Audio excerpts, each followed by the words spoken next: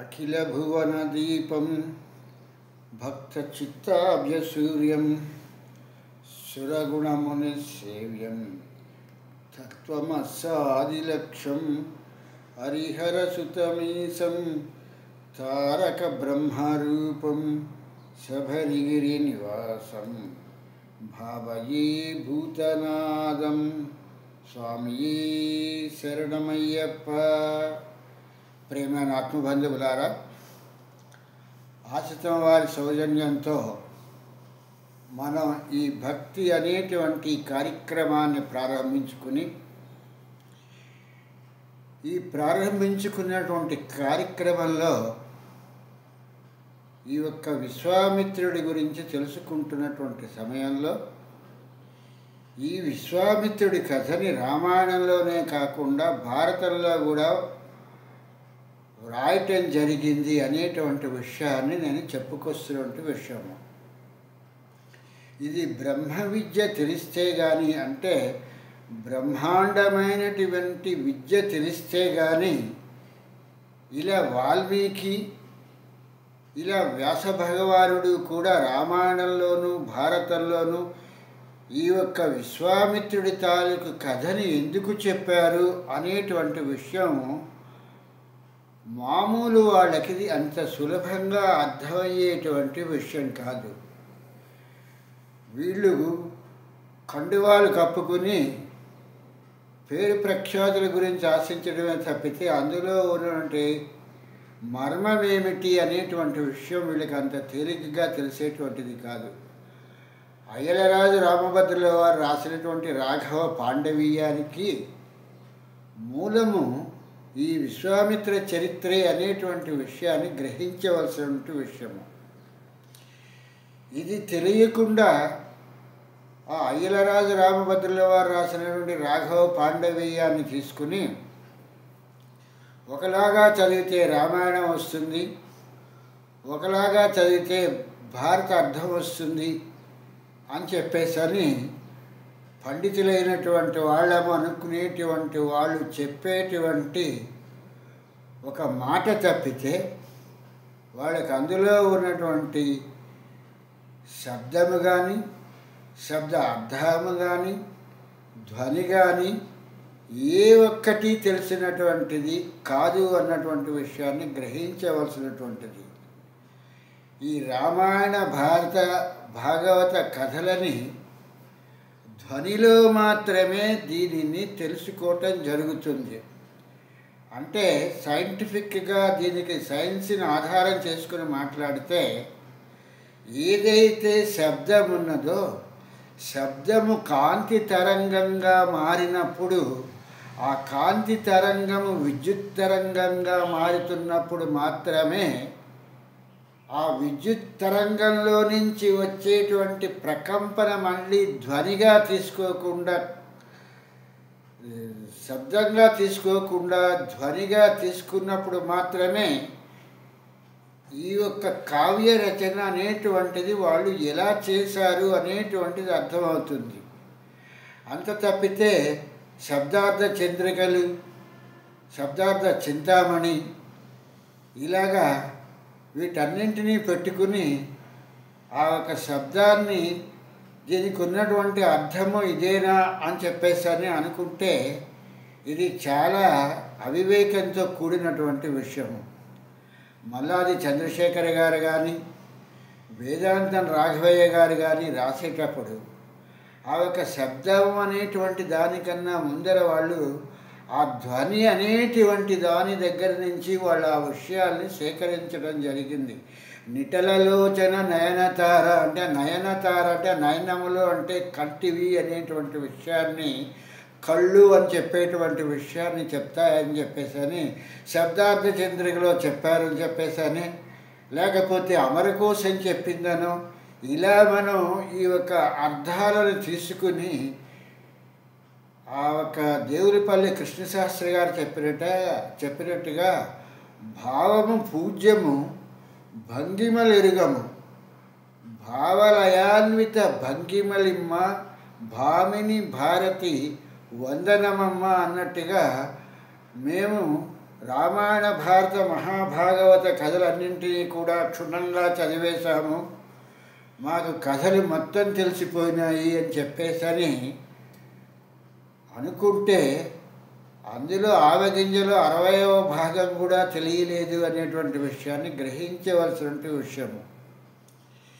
ఇది కొన్ని సంవత్సరముల పాటు తపస్సు చేసినటువంటి విశ్వామిత్రుల వారు ఎలాగో ఈ విశ్వామిత్రుడి గురించి ఎలా చెప్తున్నారో ఈ విషయాన్ని వాల్మీకి మహర్షి కూడా తను కూడా ఒక పోయేవాడిగా ఉండి జీవించిన కాలంలో నుంచి వచ్చి ఎంత ఘోరమైనటువంటి తపస్సు చేసిన తర్వాత ఈ యొక్క రామాయణం అనేటువంటి ఆది కావ్యాన్ని రాయటం జరిగింది అనేటువంటి విషయాన్ని మరోరానటువంటి విషయము.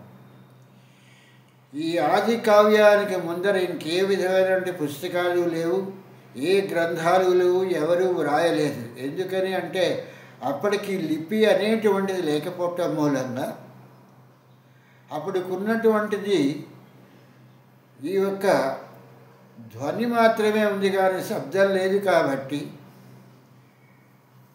ఈ విషయాలన్నింటినీ గుర్తుపెట్టుకుని రామాయణ కాలం అంటే త్రేతాయుగం వచ్చే వరకు కూడా గ్రంథ రచనలు ఏవీ కూడా లేవు. ఈ గ్రంథాలన్నీ కూడా ఈ యొక్క త్రేతాయుగం నుంచి మాత్రమే ప్రారంభమైన, కృతయుగంలో ఏ విధమైన గ్రంథాలు లేవు, అక్కడ లిపే లేదు.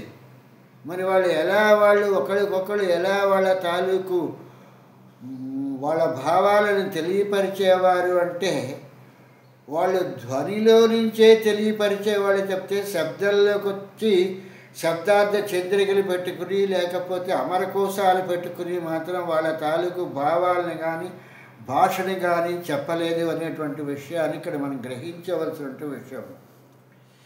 ఇక్కడ రాజరాజ నరేంద్రుడు భారతాన్ని రాయమని చెప్పేసరి నన్నయ్య భట్టారకుల వారిని అడిగినప్పుడు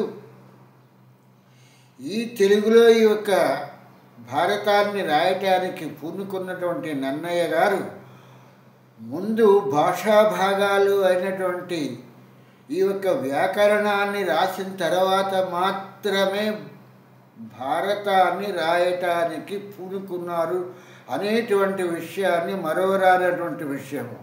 అంత తప్పితే మనమేదో అతి తెలివితేటలుగా అన్నట్టుగా భాష ఇలాగుంది, భావం ఇలాగుంది అని దాన్ని పట్టుకుని పీక్కుని లాక్కుని గుంజుకుంటూ ఉంటే భాషే లేనటువంటి దానిలో భావన అనేటువంటిది ఎక్కడున్నది అనేటువంటిది మనం తెలుసుకోవలసినటువంటి ఒక ముఖ్యమైనటువంటి విషయము.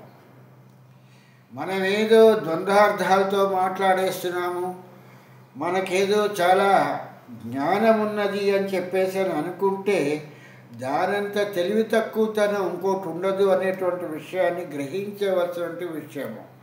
ఇక్కడ నేర్చుకోవాల్సిన విషయం ఏంటంటే ఈ యొక్క శబ్దానికన్నా ముందర ధ్వని అనేటువంటిది ఎలా వచ్చింది, ఆ ధ్వనిలో నుంచే కదా ఈ వేదాలు వచ్చినటువంటివి అనేటువంటి విషయాన్ని గ్రహించాలి. తప్పితే వీటన్నింటినీ మానేసి కోడిగుడ్డు మీద ఉన్నటువంటి ఏదో ఈ బాలసుబ్రహ్మణ్యం గారు అప్పుడప్పుడు పాడుతా తీయగాలో చెప్పినట్టుగా కోడిగుడ్డు మీద ఈకలు పీకావు అన్నట్టుగా ఇలాగా దాన్ని పీక్కుంటూ కూర్చుంటే కోడిగుడ్డే నున్నగా ఉంటుంది, దాని మీద ఇంకా ఈకలే ఉంటాయి అనేటువంటి పరిస్థితి లాగా ఉంటుంది. కాబట్టి ఋషి అనేటువంటి వాడు ఋషి హృదయం ఏమిటి, ఋషి ఏమిటి, ఋషి సాంప్రదాయం ఏమిటి అనేటువంటిది బ్రహ్మ విద్య సాంప్రదాయం తెలిసిన వాళ్ళకి మాత్రమే తెలుస్తుంది. తప్పితే మిడిమిడి జ్ఞానంలో ఉన్నటువంటి వాళ్ళకి వీటి తాలూకు అర్థం ఏమాత్రమూ తెలియదు. వాల్మీకి మహర్షి వ్యాస భగవానుడికి ఉన్నటువంటి తేడా ఏంటంటే వాల్మీకి మహర్షి కొన్ని సంవత్సరముల పాటు పుట్టలు పట్టేటట్టుగా ఆయన ఆ ఒక్క తపస్సు చేస్తూ ఉన్నటువంటి సమయంలో కథాగమనంలో నారదుల వారు వచ్చి ఆ పూటలో రాముడు పుడతాడు అనేటువంటి విషయాన్ని ఆయన చెప్పేటప్పటికీ ఆ పుట్టని పెకలించుకుని ఆ వాల్మీకాన్ని పెకలించుకుని ఈయన బయటికి రావటం మూలంగా ఈయన వాల్మీకి అని చెప్పేసి అన్నారు అనేటువంటి విషయాన్ని చెప్తూ ఉంటారు. అంత కఠోరమైన తపస్సు చేసినటువంటి ఆయన వ్రాసినటువంటి రామాయణము పామరతత్వంగా అంత తేలికగా అర్థమవుతుందా? దానికి ఉన్నటువంటి భాషా పరిజ్ఞానము, దానికి ఉన్నటువంటి విజ్ఞానము ఏమిటి అనేటువంటి దాన్ని మనం గ్రహించకుండా పామరతత్వంలో మాట్లాడతాము అనుకునేటువంటిది మూర్ఖత్వానికి నిదర్శనము అనేటువంటి విషయాన్ని గ్రహించవలసినటువంటి ముఖ్యమైనటువంటి విషయం.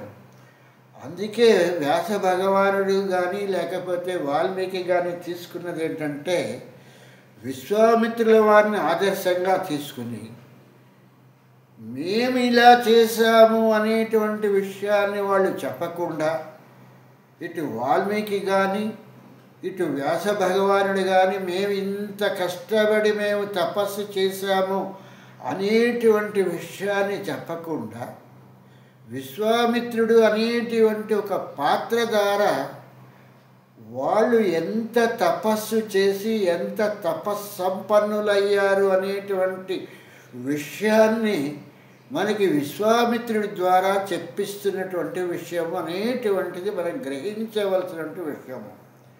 అందుకే ఇటు వాల్మీకి కానీ అటు వ్యాస భగవానుడు కానీ విశ్వామిత్రుడు అనేటువంటి ఆయన్ని ఆదర్శంగా తీసుకున్నారు తప్పితే, రామాయణంలో ఉన్నటువంటి మిగిలినటువంటి ఏ ఒక్క పాత్రలను కానీ ఏ ఒక్క వ్యక్తిని కానీ తీసుకుని భారతంలోకి తీసుకొచ్చి కథాగమనాన్ని వ్యాస భగవానుడు ప్రారంభించలేదు.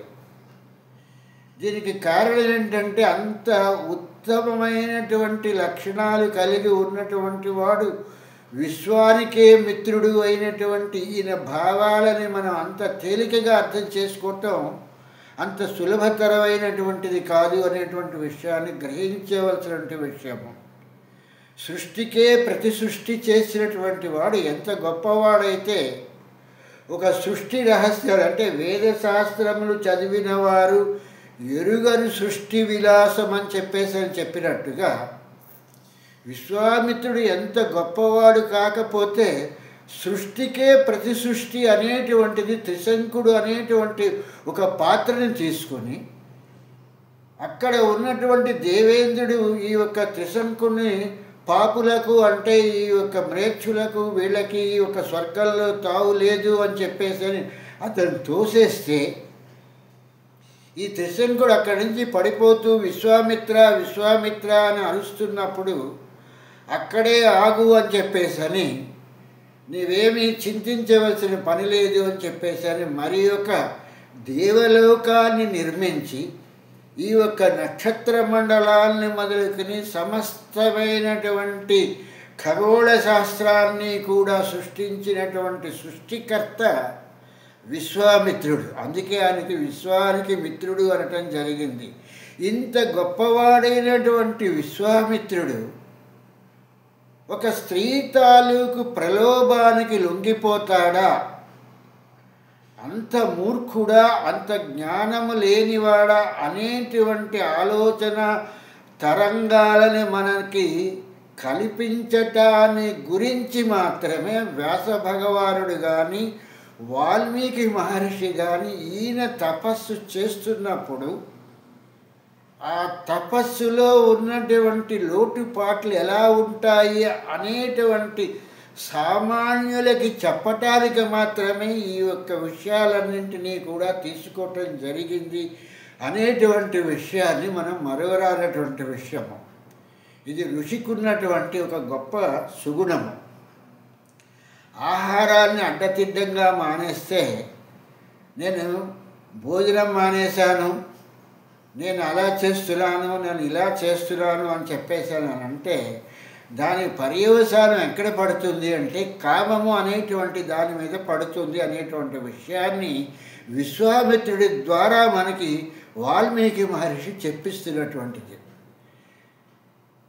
ఏవైతే పతంజలి చెప్పినటువంటి యమము, నియమము, ఆసనము, ప్రత్యాహారము అనేటువంటిది ఈ ఇంద్రియాలకు సంబంధించినటువంటి విషయాన్ని వీడు సరిగ్గా సరైనటువంటి జాగరూకతతో తీసుకోనంతసేపు ఈ యమం చేసినా నిష్ఫలమే, ఈ ఆసనం వేసినా నిష్ఫలమే.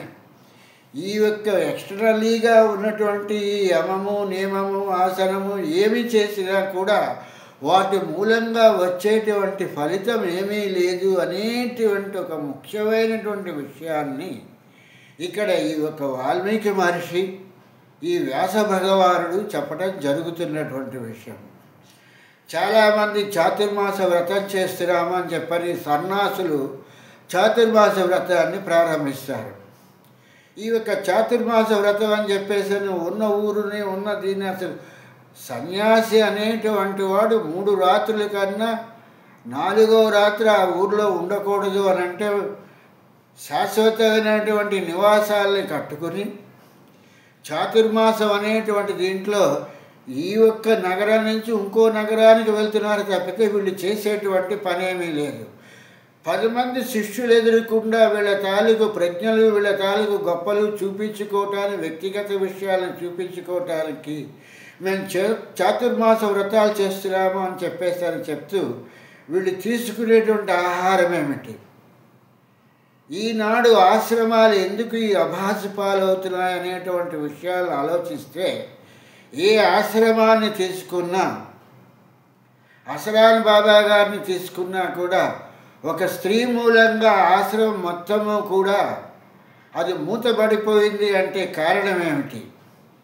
అలాగే పంజాబ్లో ఉన్నటువంటి ఒక ఆశ్రమాన్ని మూసేయటానికి గల కారణం ఏమిటి? వీళ్ళు అడ్డతిడ్డంగా తీసుకునేటువంటి ఆహార నియమాల మూలంగా జరిగేటువంటిది ఏమిటి అనేటువంటి విషయాన్ని విశ్వామిత్రుడు అనేటువంటి అతన్ని చూపిస్తూ మనకి వాల్మీకి మహర్షి కానీ వ్యాస భగవానుడు కానీ చెప్పినటువంటి విషయము అనేటువంటి విషయాన్ని ఇక్కడ గ్రహించవలసినది శ్రోతలు. అంత తప్పితే మేము ఏకాదశి ఉపవాసం ఉంటున్నామని మానేసినంత మాత్రం చేతన నీ ఇంద్రియాలని నీవు నిగ్రహించగలిగావా? దాని ఫలితం ఎక్కడ పడుతోంది? దాని తాలూకు ఫలితం కామం మీదకి వస్తుంది తప్పితే ఎక్కడైతే ఆహారాన్ని అడ్డతిడ్డంగా మానేసి వీళ్ళు ప్రయత్నం చేస్తారో ఆ యొక్క ప్రయత్న తాలూకు విఫలం ఎక్కడ వస్తుందంటే కామానికి వీడికి ప్రకోపిస్తుంది తప్పితే కామాన్ని వీడి జయించినటువంటి వాడు కాదు. కామము అంటే ఒక స్త్రీ గురించినటువంటి తత్వంలోనే రాదు, కోరికల గురించినటువంటి వాటికి కూడా వస్తుంది. అంటే ఇంద్రియాలను జయించలేనటువంటి పరిస్థితికి వస్తుంది అనేటువంటి విషయాన్ని ఇక్కడ గ్రహించవలసినటువంటి విషయంగా తీసుకుని ఈ యొక్క రామాయణంలో కానీ భారతంలో కానీ విశ్వామిత్రుడు అనేటువంటి ఈ యొక్క ఋషిని తీసుకుని ఇతను మొదట రాజుగా ఉండి తన రాజ్యాన్ని పాలిస్తూ ఉన్నటువంటి సమయంలో తన రాజ్యంలో ఉన్నటువంటి ఆశ్రమాలు ప్రజలు ఎలాగున్నారు అనేటువంటి దృక్పథంతో ఆ రాజ్యంలో ఈయన ఒకసారి సంచారం చేసి వద్దామనుకొని చెప్పేసి ఆ రాజ్యాన్ని దర్శిద్దామనుకొని చెప్పని అతను బయలుదేరినప్పుడు వశిష్ఠుల వారి ఆశ్రమానికి వచ్చి ఆ ఒక ఆశ్రమంలో ఆయన చాలా ఆనందాన్ని పొందుతూ వశిష్ఠుల వారిని అడగటం జరిగింది. వశిష్ఠ మహాముని, మీకు అన్నీ సక్రమంగా అందుతున్నాయా? యజ్ఞయాగాది క్రతువులన్నీ మీకు సక్రమంగా జరుగుతున్నాయా? మీకు సంభారాలన్నీ కూడా అందుతున్నాయా అని చెప్పేసి అడగడం జరిగింది. దానికి వశిష్ఠుల వారు, మీలాంటి ప్రభువులు ఉంటున్నప్పుడు మాకు ఏం లోటు ఉంటుంది అని చెప్పేసి చెప్పడం జరిగింది.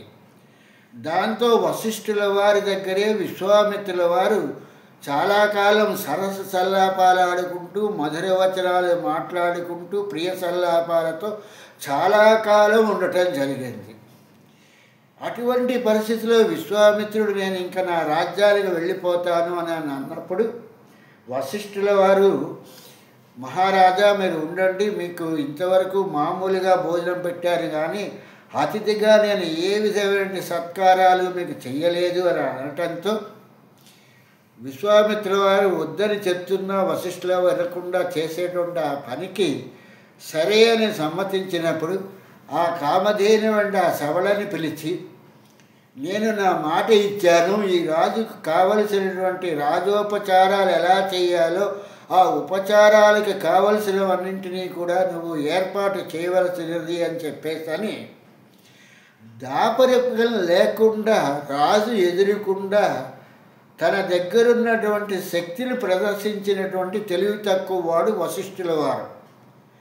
ఆ యొక్క వశిష్ఠుల వారి వచనాలు విన్నటువంటి శబళ అనేటువంటి ఆ కామధేనువు ఆ యొక్క సంభారాలన్నింటినీ కూడా సమకూర్చడాన్ని చూసినటువంటి విశ్వామిత్రుడు ఆనంద ఆశ్చర్యాలకు లోనయ్యి, ప్రభు అయినటువంటి వాడి దగ్గర ఇటువంటి ఉంటే రాజ్యంలో ఈ విధమైనటువంటి కొరత ఉండదనుకుని చెప్పేసని వశిష్ఠుల వారిని శబళనివ్వమని చెప్పేసని అడగటం జరిగింది.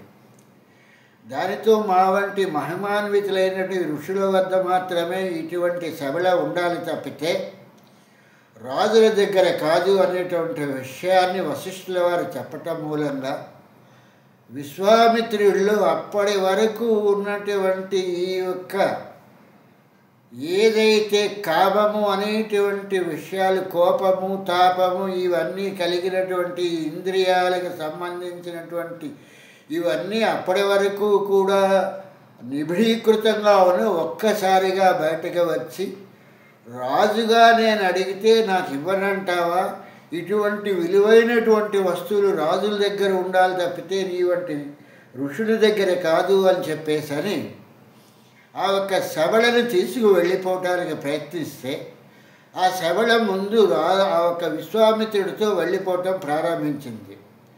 కొంత దూరం వెళ్ళిన తర్వాత ఆ శబళ తను మళ్ళీ వెనక్కి వచ్చి వశిష్ఠుల వారిని అడిగింది.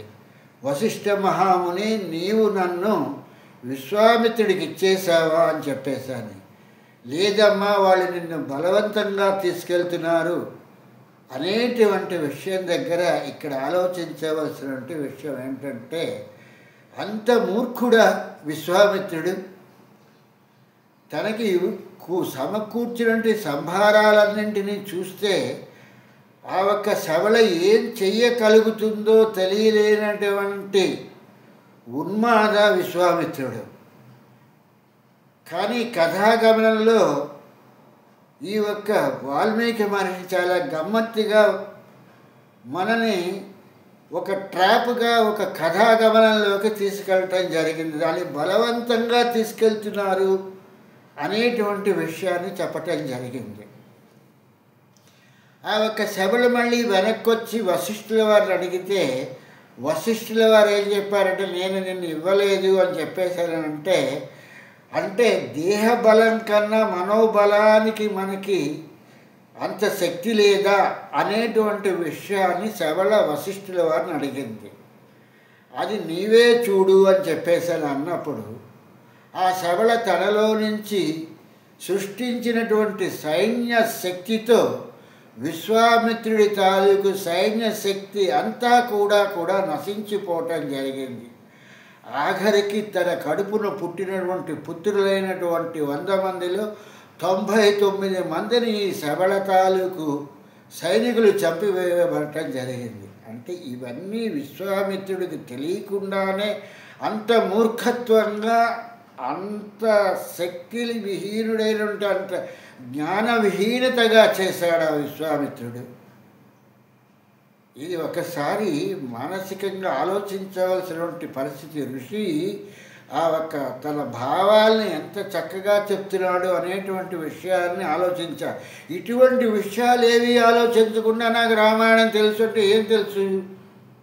ఇక్కడ వశిష్ఠుల వారికి విశ్వామిత్రుడికి జరుగుతున్నటువంటి సంవాదంలోనే మనం విశ్వామిత్రుడి గురించినటువంటి, విశ్వానికి మిత్రుడైనటువంటి వాడి గురించి మనం ఆలోచించలేకపోయాము. అప్పుడు విశ్వామిత్రుడు ఆయన గ్రహించినటువంటి జ్ఞానం ఏంటంటే, అధికార బలం కన్నా కూడా జ్ఞాన బలానికి చాలా విశేషమైనటువంటి శక్తి ఉన్నది అనేటువంటి విషయాన్ని తెలుసుకోవటం జరిగింది. ఇది బ్రహ్మ విద్యా సాంప్రదాయానికి సంబంధించినటువంటి ఒక పాఠంలో, ఒక విభాగంలో ఉన్నటువంటి విషయము. ఈ ఒక్క విరాట్ పురుషుడు బ్రహ్మ, విష్ణు, మహేశ్వరులు అనేటువంటి ఈ ముగ్గురిని సృజించిన తర్వాత వీళ్ళందరూ దేవీ భాగవతము, ఆ భాగవతము, ఈ భాగవతం అని చెప్తూ ఉంటారు. ఏదైనా ఒక పని చేయాలంటే ఒక చెయ్యి ఇలా మీదకి లేపాలి అనేటువంటి దానికి ఒక శక్తి అనేటువంటిది కావాలి. ఈ శక్తి అనేటువంటిది అంటే ఒక బలము అనేటువంటిది కావాలి. ఈ బలం ఎక్కడి నుంచి వస్తుంది అనేటువంటి దానిని విరాట్ పురుషుడు ఈ యొక్క ప్రకృతి అనేటువంటి దానిలో నుంచే చెప్తూ, ఈ మూర్ఖులైనటువంటి మనకు అర్థం కావాలి అనేటువంటి దానికి శక్తి అనేటువంటి దాన్ని ఒక దానిని చూపించడం జరిగింది. ఇది విరాట్ పురుషుడికున్నటువంటి గొప్ప విశేషమైనటువంటి విషయం. ఈ విషయాలన్నింటినీ కూడా మనకి బ్రహ్మ విద్యా సాంప్రదాయం చెప్తుంది తప్పితే మిగిలిన ఏ విద్యలు కూడా ఇటువంటి విషయాలన్నింటినీ కూడా విడమనికి చెప్పలేదు. ఇటువంటి బ్రహ్మ విద్యా సాంప్రదాయాన్ని తెలియలేనటువంటి వాళ్ళు మేము రామాయణం గురించి చెప్తాము, మేము భారతం గురించి చెప్తాము అంటే ఇక్కడ బ్రహ్మ విష్ణు మహేశ్వరులతో నాలుగవదైనటువంటి ప్రకృతి అనేటువంటి దాన్ని, శక్తిని అనేటువంటి దాన్ని ఈ యొక్క విరాట్ పురుషుడు సృజించాడు అనేటువంటి దాని గురించి మనం తెలుసుకోవాల్సిన పని ఎంతైనా ఉంది. కాబట్టి ఈ విషయాలన్నింటినీ తెలుసుకోవాలి అంటే మనకి మూలము అనేటువంటిది ఒకటి ఉండాలి. కాబట్టి ఆ మూల పదార్థమైనటువంటి విశ్వామిత్రుడు అని, అందుకే ఆయన్ని విశ్వానికి మిత్రుడు అని చెప్పేసని వాల్మీకి మహర్షి రాయటం జరిగింది అనేటువంటి విషయాన్ని మీరు అందరూ గ్రహిస్తారనుకుంటూ ఆ వెంకటనాథుడి తాలూకు అనుగ్రహంతో మనం మిగిలినటువంటి కథాగమనాన్ని రేపు చెప్పుకుందాము. స్వామి శరణం, స్వామి శరణం, స్వామియే శరణమయ్య.